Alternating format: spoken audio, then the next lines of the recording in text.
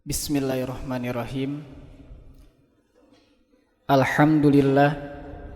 Alhamdulillahilladzi allafa baina qulubina fa asbahna bi ni'matihi ikhwana.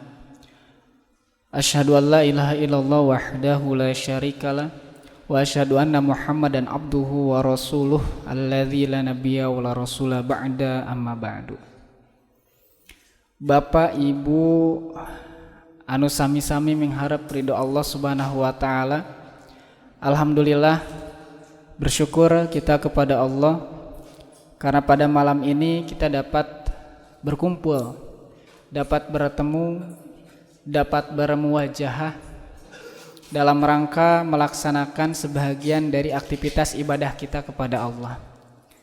Diawali dengan sholat berjamaah Isya, dilanjutkan dengan thalabul ilmi. Nanti kita akan lanjutkan dengan sholat tarawih. Bapak Ibu yang dimuliakan oleh Allah Subhanahu wa taala, bulan Ramadan sebagaimana yang kita ketahui bahwa memiliki berbagai macam nama, memiliki berbagai macam identitas, yang ketika kita mengetahui tentang identitasnya, maka kita pasti akan mengetahui bagaimana bulan Ramadan itu memberikan peluang kepada kita. Salah satu yang menjadi nama bulan Ramadan adalah Syahrul Quran. Bulan Ramadan disebut sebagai bulannya Al-Quran. Kenapa bulannya Al-Quran?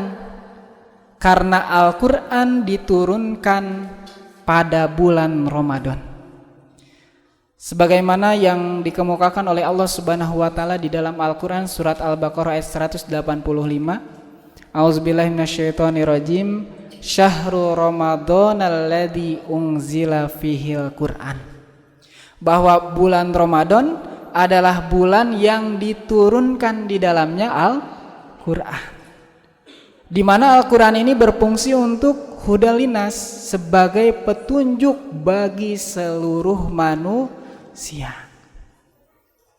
Wa bayyinatin minal huda wal furqan, dan Al-Qur'an akan menjadi penjelas dan juga pembeda atas setiap kebaikan, atas setiap keburukan, atau kalau di dalam tafsir disebutnya bainal haq wal batil.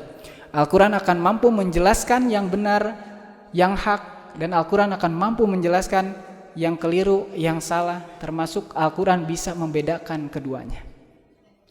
Nah, dalam konteks memahami bahwa bulan Ramadan adalah bulannya Al-Quran, maka tentu di bulan ini paling tidak yang harus kita sama-sama tingkatkan bukan hanya tentang menjaga atau menahan dari lapar, dari haus, tetapi tentu kita mesti meningkatkan kualitas interaksi kita dengan Al-Quran.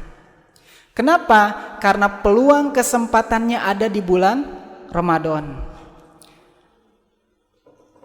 Karena kenapa di kita, Bapak Ibu ya, kadang begini, ketika memasuki bulan Ramadan di sekolah misalkan, anu tadina lebete tabuh 7, ai Ramadan mah kadang lebete tabuh 8. Terus tuh Pak, anu damel nu tadina uih teh tabuh 4, tabuh 3, Ramadan mah cenah atuh jam 2 lah, setengah 2. Terus tuh Pak Bu. Jadi ada pengurangan waktu kerja, baik itu di sekolah, di kampus, ataupun di tempat kerja kita. Nah, artinya tapi kadang bentennya antara antara ekspektasi dengan kenyataannya itu selalu berbeda ya. Harusnya adanya waktu luang tersebut kita optimalkan untuk apa? Untuk mendekatkan diri kepada Allah melalui Al-Quran. Sehingga di sela-sela aktivitas kita menyempatkan diri untuk apa? Untuk membaca Al-Quran, untuk menghafalkan Al-Quran, atau paling tidak kita membaca terjemah arti dari Al-Quran. Sehingga harapannya bulan Ramadan itu bukan hanya kita diperintahkan untuk saum, tetapi bagaimana kita kemudian lebih mengenal kembali peta kehidupan kita, alur kehidupan kita berdasarkan pada perspektif Al-Quran.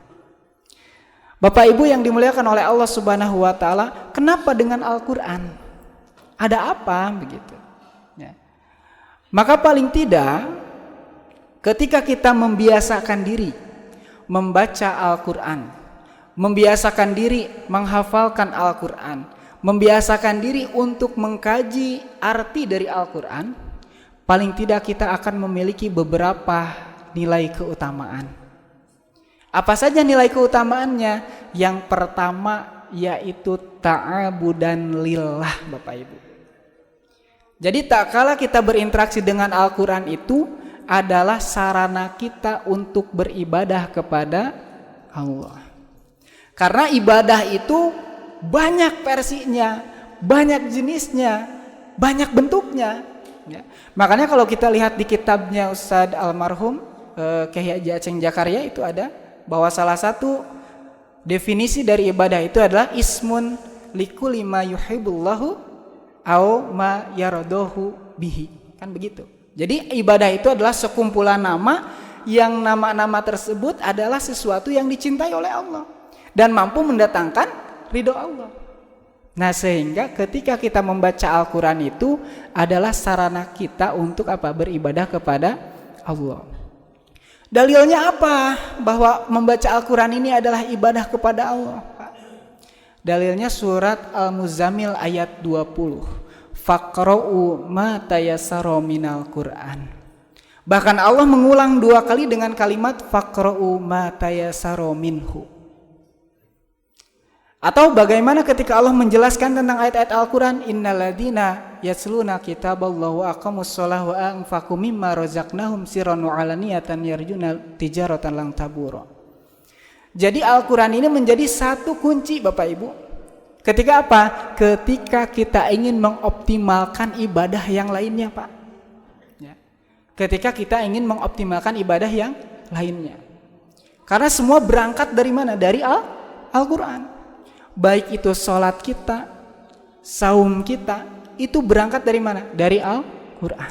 Maka ketika kita membaca Al-Quran itu adalah bagian dari ibadah kita kepada Allah. Karena Allah langsung yang memerintahkan. Faqra'u, bacalah Al-Quran. Ya.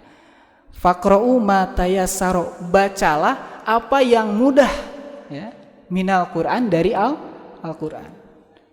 Bahkan Nabi kepada kita menyampaikan terkait dengan orang-orang yang membaca Al-Quran, Bapak Ibu.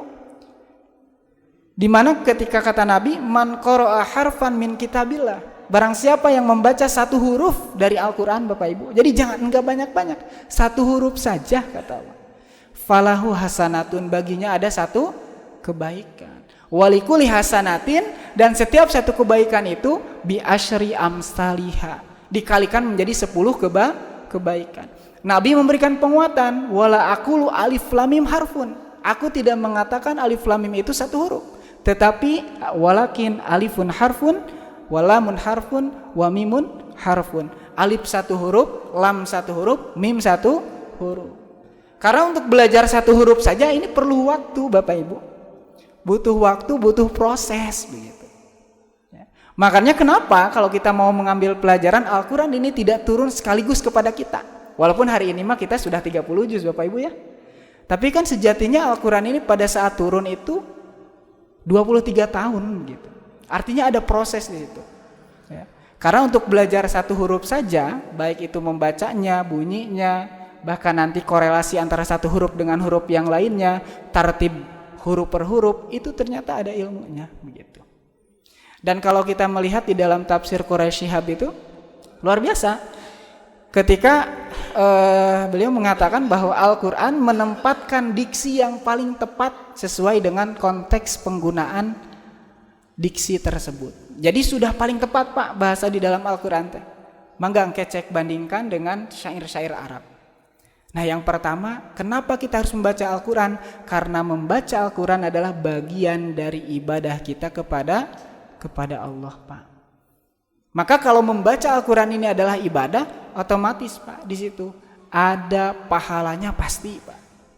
Tapi bagaimana dengan seorang muslim yang meninggalkan dari membaca Al-Quran? Ya makanya Nabi menyampaikan, orang yang tidak membaca atau tidak ada Al-Quran di dalam dirinya, dia ibarat sebuah rumah yang kosong. Artinya akan mudah untuk apa? Ambruk begitu.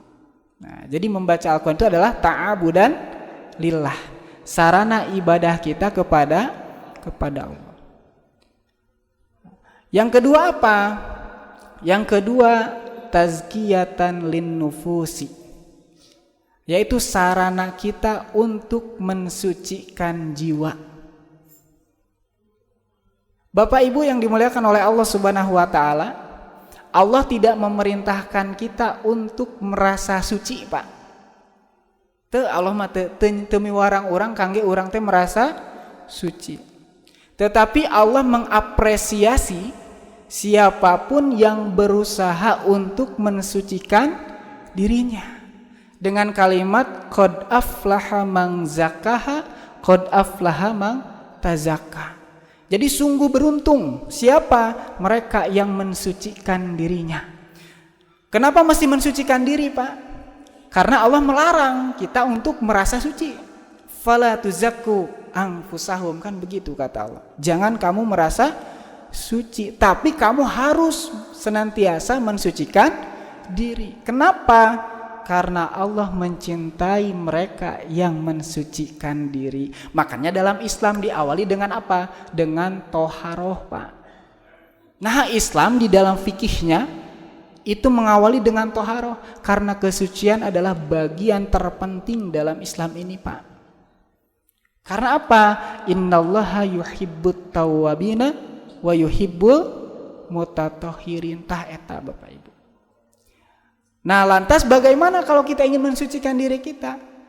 Salah satu cara kita adalah dengan berinteraksi dengan Al-Quran, Bapak Ibu. Kenapa demikian? Utsman bin Affan pernah mengatakan, seandainya hati-hati kita ini bersih, Bapak Ibu, maka pasti kita tidak akan pernah merasa puas dari yang namanya membaca Al-Quran, Pak. Jadi kalau lau syabiat kulubuna, mohon maaf, lau tahurat kulubuna, sekiranya hati-hati kita ini bersih, lamma syabiat min kalamillah, gitu. Pasti kita akan apa? Senantiasa merasa haus, merasa lapar untuk apa? Membaca Al-Quran. Makanya renungan bagi kita, Pak, kalau dalam satu hari kita tidak membaca Al-Quran atau terlewat, atau dalam satu hari kita hanya membaca 1 ayat, 2 ayat. Nah, itu guru kami di pesantren itu selalu mengatakan, kalau kamu dalam satu hari itu jauh dari Al-Quran, baik itu membacanya sedikit atau kamu misalkan kehilangan hafalanmu, maka apa yang harus dilakukan? Pertama kali yaitu kamu istighfar. Boleh jadi yang menjadikan jarak antara kita dengan Al-Quran itu adalah apa? Adalah dosa-dosa kita, Pak. Adalah dosa-dosa kita. Makanya paling tidak kalau dalam satu hari sama sekali kita tidak membaca Al-Quran, apa yang harus kita lakukan? Tatap Al-Quran itu dan katakan, ya Allah, dosa apa yang menghalangiku untuk membaca Al-Quran. Maka tazkiyatan linufus. Nah, mensucikan diri kita melalui Al-Quran itu dengan cara apa? Nah, di dalam surat Al-Anfal Allah menegaskan kepada kita, ini bagian dari karakter orang yang beriman. Innamal mu'minuna alladzina idza dzukirallahu wajilat qulubuhum. Nah, satu karakter orang yang beriman itu adalah mereka akan bergetar hatinya manakala disebutkan nama Allah kepada mereka. Tah jadi nu iman mah disebutkan asma Allah teh naon? Bergetar hati mereka. Ya. Ngadeg-deg cenah bahasa orang nama. Tapi ngadeg-degna teh kunaon kan gitu. Ternyata ada 2 sebab. Yang satu bergetar karena rasa cintanya kepada Allah, yang satu lagi bergetar karena rasa takutnya kepada Allah. Rasa cinta akan melahirkan harapan, rasa takut akan melahirkan pengorbanan. Sehingga orang yang takut kepada Allah, dia tidak akan menjauhi Allah. Benten sareng orang takut kas harimau, kas singa, leres teh Pak. Aya singa, aya harimau, ku urang disampeurkeun, wah aya singa, halo, kan moal gitu. Pasti nggak jauh orang tanya. Aya orai we misalkan, peda orai nama teu pira, saageng curug misalkan. Wah, orai riweuh urang tanya. Wah. Ya itu takut kepada makhluk, Pak. Jadi pamit takut kepada makhluk, maka kita akan menghindarinya, menjauhinya. Tapi ketika kita takut kepada Allah, kita tidak akan menjauh dari Allah, justru kita akan merapat mendekat kepada Allah. Karena tadi orang beriman, mereka takut kepada Allah dan mereka cinta kepada Allah sehingga senantiasa memiliki yang namanya khauf dan roja, Bapak Ibu. Dan itu bagian dari akidah kita. Nah, yang kedua apa karakternya? Wa idza tuliyat alaihim. Nah, ini yang menarik Bapak Ibu. Dan jika dibacakan kepada mereka, lihat redaksinya, dibacakan Bapak Ibu. Bukan membaca, dibacakan saja. Jadi orang yang beriman itu ketika dibacakan ayat-ayat Allah apa? Zadathum imanan. Bertambah keimanan mereka. Ya, jadi bertambah keimanan kita. Ya. Nah, oleh karenanya bagian dari proses pensucian diri kita adalah dengan cara apa? Dengan cara memperbanyak membaca Al-Quran. Karena dibacakan saja orang yang beriman itu akan bertambah keimanannya. Otomatis Bapak Ibu, kalau seseorang itu keimanannya meningkat, maka tingkat fujurnya, tingkat kejelekannya, tingkat kemaksiatannya akan berkurang Bapak Ibu. Makanya kalau kita punya waktu 24 jam, ya, misalkan setengah hari kita gunakan untuk beraktivitas, maka berapa jam kita gunakan untuk berinteraksi dengan Al-Quran? Nah, 2. Jadi Bapak Ibu yang dimuliakan oleh Allah Subhanahu wa Ta'ala, bulan Ramadan adalah momentum kita untuk apa? Untuk memperbaiki hubungan Bapak Ibu. Kalau kita senantiasa berusaha untuk memperbaiki hubungan dengan pasangan, dengan orang tua, dengan kerabat, maka bagaimana hubungan kita dengan Al-Quran? Bagaimana hubungan kita dengan Allah melalui interaksi kita dengan Al-Quran? Maka itu akan merepresentasikan sejauh mana cinta kita kepada Allah dan sejauh mana kita berharap kepada Allah. Bapak Ibu yang dimuliakan oleh Allah Subhanahu wa Ta'ala, 2 helalahnya Bapak Ibu. Yang pertama ta'abudan lillah, ya, sarana kita ibadah kepada Allah.